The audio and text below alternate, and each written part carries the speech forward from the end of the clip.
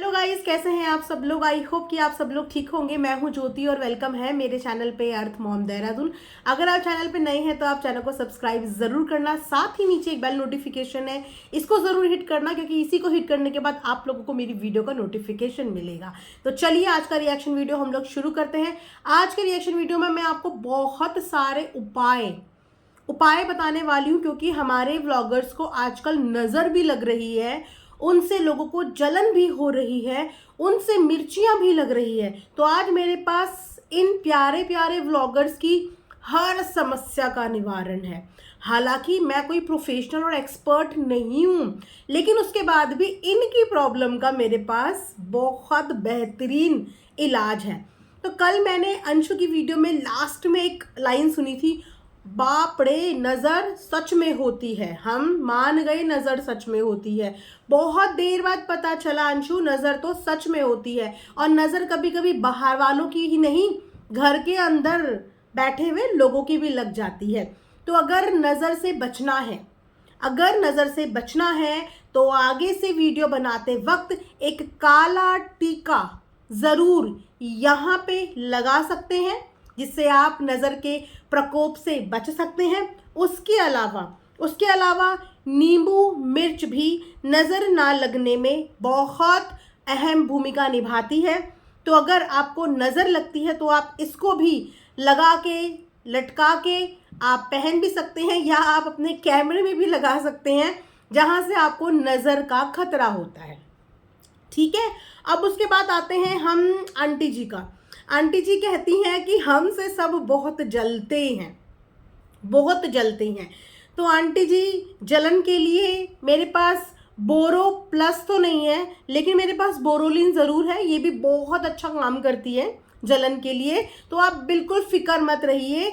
जो भी जलता है ना, सबके पास घरों में बोरोलिन होगा डेफिनेटली, वरना घर में फ्रिज भी होगा तो वो सब ठंडे ठंडे जलन वाली जगह पे लगा के कूल हो जाएंगे, तो किसी को जलन की प्रॉब्लम नहीं होगी। तो आप इस चीज़ से बिल्कुल फिक्र रहें, और अगर आपको ज़रूरत पड़े तो आप भी इसका इस्तेमाल कर सकते हैं। उसके अलावा कुछ लोगों को मिर्ची भी लग जाती है, तो मेरे पास मिर्ची लगने का भी समाधान है, वो है ठंडा ठंडा पानी। तो अगर आपको मिर्ची लग रही है तो आप पानी पी के उस मिर्च को बुझा सकते हैं। वाह। तो चलिए, आजकल ये एक पेट डायलॉग है, हमसे जल रहे हैं, हम पे नज़र लगा दी, हम पे ये कर दिया। भाई, इस ऑडियंस को वीडियो दिखाने के लिए आप लोग ही डेस्परेट होते हो। आप अपनी कन्वीनियंस के लिए वीडियो बनाते हो, उसके बाद आप बोलते हो कि आपको नज़र लग गई। मतलब किसकी नज़र लग गई? बोलना क्या चाहते हो, कहना क्या चाहते हो? जल गया, कौन जल गया? मिर्ची लग गई, किसको मिर्ची लग गई? देखने वाली जनता को, आपको, हमको, मतलब किसको लग गई? नजर किसकी लग गई? इंसान के साथ कोई हादसा हो जाए, उसमें नाम दे दो हमें नजर लग गई, हमें नजर लग गई। इंसान कभी सीजनल मौसम की वजह से सर्दी जुकाम बुखार हो जाए, कभी कोई मेडिकल इशू की वजह से बीमार हो जाए, नजर लग गई, नजर लग गई। अरे नजर लगने के भी कुछ साइन और सिम्टम होते हैं। अगर हर बंदा नजर नजर नजर लेके बैठ गया तो डॉक्टर्स की दुकानों में, हॉस्पिटल्स में लग जाएंगे ताले, बीमारी डायग्नोज नहीं होगी। क्या निकल के आएगा? अरे कुछ नहीं हुआ है, बस जस्ट नजर निकल के आई है रिपोर्ट में। जरा ब्लड टेस्ट करा दो, इनको क्या हुआ है? रिपोर्ट में नजर निकल के आई है, इनको ना नजर लग गई। अब किस लेवल की नजर लगी?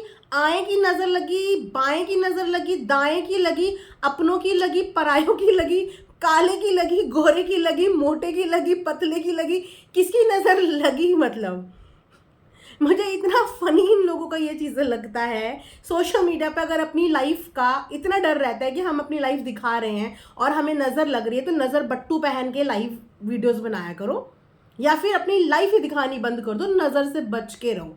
लेकिन नज़र किसकी लग गई, किसकी नहीं लग गई, इस चीज़ का बहाना, अपनी गलतियों पे इस चीज़ का बहाना लेके उसे ढांकने की कोशिश मत करो।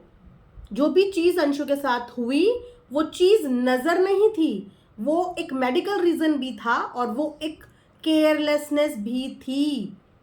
वो नज़र का आरोप मत लगाओ किसी पे भी। XYZ इनके मन में किसी का भी चल रहा होगा। हस्बैंड बीमार हो गया तो भी नज़र लग गई, सास जी के स्वेलिंग आ गई तो भी नज़र लग गई। नज़र को बदनाम मत करिए आप लोग अपने कंटेंट बनाने के लिए, ठीक है।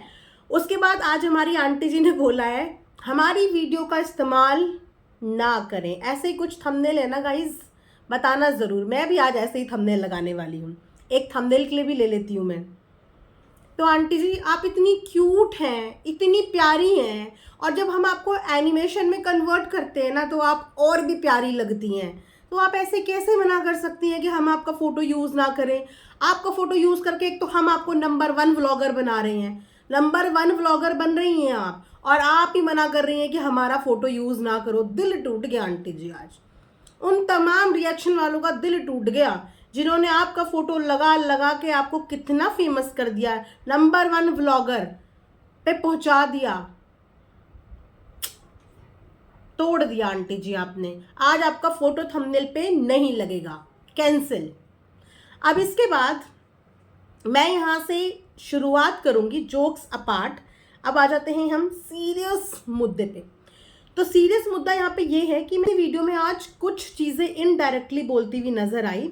वैसे देखा जाए तो बराबर टारगेट चल रहा है, कुछ लोग मुंह से नहीं बोल पा रहे तो वो टाइटल थंबनेल में बोल रहे हैं, और जो टाइटल थंबनेल में नहीं बोल पा रहे वो मुंह से डायरेक्टली इनडायरेक्टली बोल दे रहे हैं।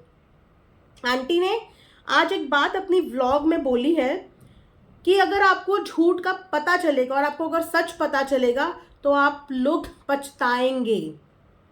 अभी जो चीज़ें हुई हैं आपको सच ही नहीं पता, अगर आपको सच पता चलेगा पूरा तो आप पछताएंगे।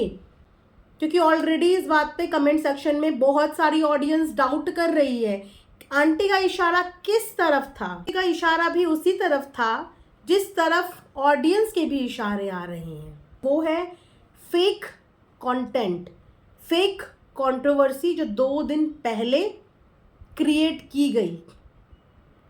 क्या ये सब फेक था? मुझे इस बारे में कंप्लीट तरीके से कुछ नहीं पता, लेकिन मैं जस्ट डॉट्स जोड़ रही हूँ क्योंकि ये बातें पहले भी कमेंट्स में उठी हैं, बहुत सारे सब्सक्राइबर ने ये बात उठाई है। अगर कि इस बात में 0.1% भी सच्चाई है, 0.1% भी अगर ये सिर्फ कंटेंट के लिए क्रिएट किया गया तो सच बता रही हूँ नज़रों से उतर गए। ये जो बच्ची है ना, इसके साथ मेरा एक सॉफ्ट कॉर्नर हमेशा रहता है। भले ही ये गलतियाँ बड़ी बड़ी करती हैं, लेकिन हमेशा एक सॉफ्ट कॉर्नर इसीलिए रहता है क्योंकि जो जर्नी मैंने इनकी देखी है उस जर्नी की वजह से ऐसा लगता है कि हर बच्चे को सज़ा देनी ज़रूरी नहीं होती। कभी कभी समय के साथ, एक्सपीरियंस के साथ इंसान, बच्चा समझता है, संभलता है। हालांकि बच्चों वाली उम्र तो नहीं है, उम्र है मनीषा रंजना जितनी ही, शादीशुदा भी है ना, लेकिन फिर भी हम उसी में कंसिडर करते हैं उनके उस नेचर की वजह से। वो जो झल्ला वाला नेचर है ना, वो बदतमीज़ बच्चे वाला नेचर, उसी नेचर की वजह से हम जज करते हैं कि शायद अकल नहीं है। इसीलिए एक सॉफ्ट कॉर्नर रहता है क्योंकि ये एक इतना सेंसिटिव मुद्दा है। जिनके साथ ये होता है, जिनके साथ ये होता है वो लेडीज़ इस चीज़ से ओवरकम करते करते कभी कभी महीनों बीत जाते हैं, महीनों बीत जाते हैं। वहाँ पे ये अगेन एक कंटेंट के लिए बहुत गंदा एग्जाम्पल सोशल मीडिया पे सेट हो जाएगा, जहाँ पे लोग एक प्रेगनेंसी जैसी खूबसूरत चीज़ पे भी विश्वास करना छोड़ देंगे। क्योंकि सोचने वाली बात ये भी है कि जो लोग अपनी छींकना तक सोशल मीडिया पे दिखाते हैं, अपने आप को बीमार हो, सही हो, दुनिया छोड़ के भी अगर कोई जा रहा हो वो भी शूट होता है क्योंकि वो भी इनकी डेली व्लॉग का पार्ट होता है। हर सेंसिटिव टॉपिक पे वीडियोस बनाते हैं, हर सेंसिटिव टॉपिक पे बार बार बात करते हैं, बार बार कंटेंट बनाते हैं। तो वहाँ पे जब पिछले 3-4 दिन से ये चीज़ बोली जा रही है कि प्रेगनेंसी थी तो शेयर नहीं करी, और प्रेगनेंसी टर्मिनेट हुई तो शेयर करी, जब प्रेगनेंसी थी तो उसका भी कोई प्रूफ हमें नहीं दिखाया, प्रेगनेंसी टर्मिनेट हुई उसका भी कोई रिपोर्ट शेयर नहीं करी। ऐसा कैसे? जो व्लॉगर अपना इतना इतना चीज़ दिखाते हैं, हर सेंसिटिव चीज़, चाहे वो फिर इनके पेरेंट्स, ब्रदर, हर किसी से रिलेटेड हो, सेंसिटिव हर चीज़, हर स्टोरी बताई है, तो ये चीज़ दिखाने में इतने दिन क्यों? वीडियोस आ रही हैं, वीडियोस रेगुलर आ रही हैं, लेकिन अब जब ये वाला इनडायरेक्ट बात आई तो ऑडियंस और सोचने पे मजबूर हो गई। मैं यही प्रे करती हूँ कि ये सब कंटेंट के लिए ना हो, क्योंकि वाकई में विश्वास टूट जाएगा, है ना। इसके बाद हम आते हैं अंशु की वीडियो के टाइटल और थंबनेल में। जैसे कि मैंने बोला, title thumbnail full on target कर रहे हैं। अब आप ये मत बोलिएगा कि आप वीडियोस क्यों बना रही हैं, वो भी वीडियोस बना रहे हैं ना, और हमारा तो काम ही कंटेंट से कंटेंट निकालना है। जब वो हमें कंटेंट दे रहे हैं तो हम कैसे वीडियोस ना बनाएं? ऐसे तो हमारी चैनलों पे ताले लग जाएंगे अगर हम सबको इग्नोर करने लग गए। इनके साथ इतनी बड़े बड़े हादसे हो गए, क्या ये लोग छुट्टी ले रहे हैं या ये लोग चुप रह के चीज़ें कर रहे हैं? नहीं ना, ये भी अपनी हर वीडियो में ताने मारते हैं, हर वीडियो में रिएक्ट करते हैं, टाइटल थंबनेल डालते हैं। तो भाई हमारा तो काम ही है उनसे ही, हमारा तो काम ही कंटेंट पे रिएक्शन देना है। तो प्लीज़ आप लोग इस चीज़ को समझो। तो आज का टाइटल है, ज़रूरी नहीं हर रिश्ते को साबित करना पड़े, इतनी शक्ति नहीं है अब, हाथ जोड़ लिए हैं, इतनी शक्ति नहीं है अब, हर रिश्ते को मैं साबित नहीं कर सकती। उसके बाद थंबनेल में लिखा है, अंशु जी ने किया प्रिंस भैया को कॉल, क्या बात हुई उनसे? मैंने दिल से सारे रिश्ते निभाए हैं और हर बार ठोकर खाई है। मतलब ये क्या बोलना हुआ कि मैंने तो रिश्ते निभाए हैं पर मुझे रिश्तों से ठोकर मिली है। अगेन टारगेटिंग थंबनेल, ठीक है। अपना बनाना आसान है लेकिन हमेशा अपना बना के रखना मुश्किल, रोते हुए अगेन हाथ जोड़ा है। कंट्रोवर्शियल थंबनेल डला है। अब इसके बाद व्लॉग के अंदर जो व्लॉग मैंने देखा, बहुत अच्छा लगा कि अंशु ने एक छोटी बहन होने का फ़र्ज़ निभाया, अपने भाई को फ़ोन किया, उसकी तबीयत पूछी। मैं एक्सपेक्ट कर रही थी और सच बताऊं तो मैं वेट कर रही थी। मैं कल भी वेट कर रही थी कि कल भी अंशु अपने व्लॉग में कुछ जिक्र करे प्रिंस की तबीयत को लेके, क्योंकि प्रिंस ने भी अपनी जिम्मेदारी निभाई थी, रिश्ता निभाया था, वो भी देखने के लिए अपनी बहन को उसके घर गया था। तो मैं कल भी व्लॉग में वेट कर रही थी, लेकिन कल का व्लॉग काफ़ी तानों से भरा हुआ था अंशु का, लेकिन उसमें उसने अपने भाई का जिक्र नहीं किया था। फिर मैंने एक और दिन का समय लिया कि कभी कभी होता है कि व्लॉग टाइमिंग्स एक दिन ऊपर नीचे चलती है। तो आज भी मैंने इसीलिए इससे पहले कोई भी वीडियो नहीं बनाया, पूरे व्लॉग्स आने का वेट कर रही थी। जब व्लॉग आया तो मैंने देखा कि हाँ, अंशु ने प्रिंस को कॉल किया और देख के अच्छा लगा कि अंशु ने भी यहाँ पे अपनी जिम्मेदारी निभाई। लेकिन जिम्मेदारी निभा के जिम्मेदारी को गिनवाना नहीं चाहिए। और ये प्रॉब्लम सिर्फ अंशु के अंदर नहीं है, ये इन सब में है कि कर देते हैं और फिर उस चीज़ को गिनवाना भी शुरू कर देते हैं। हर कोई अपने अपने एंड से यही दिखाने की कोशिश करता है, मैं अच्छा रिश्ता निभा रहा हूँ, नहीं मैं अच्छा निभा रहा हूँ, नहीं नहीं मैं अच्छा निभा रहा हूँ। रिश्ते वो होते हैं जो सिर्फ निभाए जाते हैं, दिखाए शो ऑफ नहीं किए जाते। या ये कंपटीशन नहीं होता कि इसने इतना निभाया है तो मैं इतना निभा के दिखाऊंगा, मैं सोशल मीडिया पे इतना निभा के दिखाऊंगा। दिखावे के रिश्तों की कोई लाइफ नहीं होती। अगर रिश्ते अंदर से ही टूट चुके हैं तो दिखावों की कोई भी लाइफ नहीं होती। और एक दूसरे को दिखाने के लिए ये सब चीज़ें मत करें, कंपटीशन लग रहा है। अब अगर मैं बात करूं आंटी की, तो माँ ही होती है, आप समझ रहे हो। माँ से बढ़कर तो कोई रिश्ता ही नहीं है, सबसे बड़ा रिश्ता माँ का ही होता है। भगवान भी जिनके आगे झुकता है वो माँ ही होती है। माँ के अंदर ममता होती है। माँ अपने बच्चों की बहुत सारी गलतियाँ माफ़ करती है, क्योंकि उसका दिल ही इतना बड़ा होता है। अपने बच्चों से वो कभी मुंह नहीं मोड़ पाती। और आंटी के बच्चों ने टाइम टाइम पे बहुत बार अपनी मम्मी को हर्ट किया है, बहुत बार। और आंटी ने उनको हर बार मौका भी दिया, हर बार प्यार से संभाला भी। और आज भी वो लोग इंडिपेंडेंट हो चुके हैं, अपनी अपनी फैमिली में है। लेकिन समय समय पे जब आंटी के किसी भी बच्चे को ज़रूरत पड़ी है, आंटी खड़ी हुई है, बच्चों की गलतियां माफ़ भी करी है। ऐसे ही ये रिश्ता आंटी ने अंशु से जोड़ा है और जैसे कि मैंने बोला, एक होता है कुदरत का दिया हुआ रिश्ता, एक होता है खुद का बनाया हुआ रिश्ता। और मुझे ऐसा लगता है कि जो रिश्ते हम खुद से बनाते हैं ना, उनके प्रति हमारी जिम्मेदारी और हमारी ईमानदारी ज़्यादा अच्छे से होनी चाहिए। तो अगर बच्चे ऊट पटांग हरकतें गलतियां कर भी लें तो माँ को बच्चों को डांटने का, उनके कान मरोड़ने का, उनको प्यार से समझाने का पूरा पूरा हक होता है। लेकिन माँ अपने बच्चे से मुंह नहीं मोड़ती, माँ अपने बच्चे से रिश्ता नहीं तोड़ती, जैसे कि आंटी ने अपने किसी भी बच्चे से रिश्ता नहीं तोड़ा। बहुत अच्छा लगता है उन्हें देख के कि वो अपने बच्चों के लिए भी खड़ी होती हैं, अपनी बहू के लिए भी खड़ी होती हैं। तो वहाँ पे अगर इस वक्त पे अंशु ने गलती करी भी है, कुछ झूठ बोले भी हैं, तो हक से उसको इस बात के लिए डांट के समझा भी सकते हैं, और फ्यूचर में वो चीज़ें ये ना करें उसके लिए प्रिकॉशंस भी ले सकते हैं। और अगर रिश्तों से ऐसा फील हो रहा है कि रिश्ते हैं ही नहीं, तो फिर एक दूसरे को ताना मार के बेइज्जती करने से बेटर है, रिश्तों का मजाक बनाने से बेटर है कि बहुत आराम से उन रिश्तों से अपने आप को अलग कर लें। लेकिन एक माँ अगर बाकी बच्चों के लिए माफ़ी दे सकती है, तो एक माँ उस बच्ची को भी माफ़ी दे सकती है जिस बच्ची को उन्होंने खुद अपने आप अपनाया। बहुत कम साल वो बच्ची आपके साथ रही, तो हो सकता है कि कनेक्शन इतना गहरा ना हो।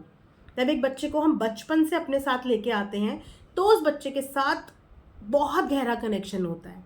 लेकिन जब कोई बच्चा हमारे पास बड़ा होके आता है तो उसके साथ हमारा कनेक्शन, हमारे वाइब्स मैच होने में टाइम लगता है। इसीलिए हर कोई कोशिश ये करता है कि अगर अपने घर में पेट भी ला रहा है तो छोटे में ही ले आए, क्योंकि बड़े में वो हमारे साथ घुल मिल पाएगा या हमारे जैसा एटमॉस्फेयर वो अडेप्ट कर पाएगा या नहीं, मुश्किल होता है। तो अंशु भी इनके पास एक बहुत बड़ी एज में आई है जहाँ पे हो सकता है कि वो वाली वाइब्स, वो कनेक्शन अभी इन लोगों के बीच में नहीं रहा हो। लेकिन वहाँ पे आप अपनी बच्ची का हाथ मत छोड़ना, हाथ मत झटकना, कोशिश अपनी तरफ से हमेशा रखना और अपना आशीर्वाद उस बच्ची पे हमेशा रखना। और रही बात अंशु की, भले ही आज अंशु को बाहर वालों से वो क्लोज वाली वाइब्स आ रही है, बाहर वाले अच्छे लग रहे हैं, लेकिन उसको भी ये समझने की ज़रूरत है कि ज़िंदगी बहुत लंबी है। अभी तो लाइफ की ढंग से शुरुआत भी नहीं हुई, लाइफ बहुत लंबी है। आज सब कुछ अच्छा है, ज़रूरी नहीं कि ज़िंदगी भर ये सब अच्छा रहे। यू नेवर नो कि कल हमारी लाइफ में ऐसा क्या हो जाए। तो अपने लिए रास्ते कभी बंद नहीं करने चाहिए कि वापस वहाँ पे जाने के लिए आपके पास गुंजाइश ही ना हो। इतना भी चीज़ें नहीं खराब करनी चाहिए कि वापस गुंजाइश ही ना बचे। वो बदतमीज़ बच्चे कहलाते हैं जो अपनी पेरेंट्स को पलट के जवाब देते हैं।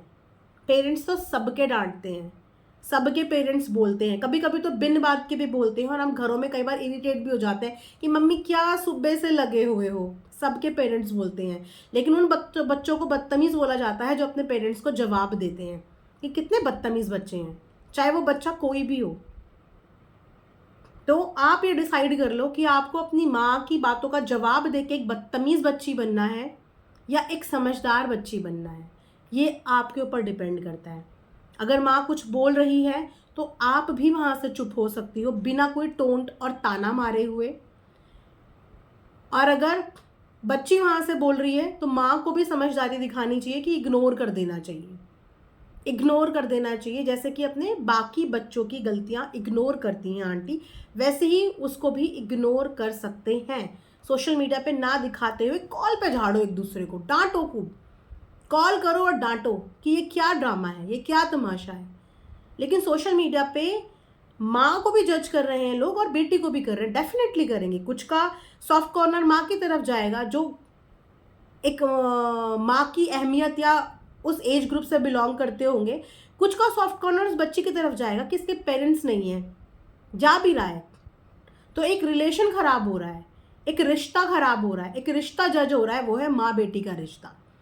तो ये ताने टॉन्ट मारना, ऐसे ऐसे थंबनेल डालना एक दूसरे के लिए, ये चीज़ें मत करो। ऐसे एग्जाम्पल्स हमें सोशल मीडिया पे नहीं चाहिए जहाँ पे एक बेटी अपनी माँ को जवाब दे और एक माँ अपनी बेटी को टारगेट करे। सो आई होप कि आप लोगों को मेरा ये रिएक्शन पसंद आया हो। मैंने पहले भी बताया है कि रिश्तों को लेके मैं बहुत सेंसिटिव हूँ और जो मैं खुद भी अपनी रियल लाइफ में अप्लाई करती हूँ, जो खुद में भी मेरा नेचर है, मैं वही सजेस्ट करती हूँ कि एक इंसान को खामोश हो जाना चाहिए अगर रिश्ते कहीं पे बिगड़ रहे हों। एक इंसान जब खामोश रहता है तो हमेशा वहाँ पे चीज़ें ठीक होने के चांसेस अवेलेबल रहते हैं। तो वो चांस अपनी ज़िंदगी से कभी गंवाओ मत, वो चांस अपनी ज़िंदगी में हमेशा रहने दो। इसी के साथ ये वीडियो मैं यहाँ पे एंड करती हूँ। Thanks for watching earth mom Dehradun.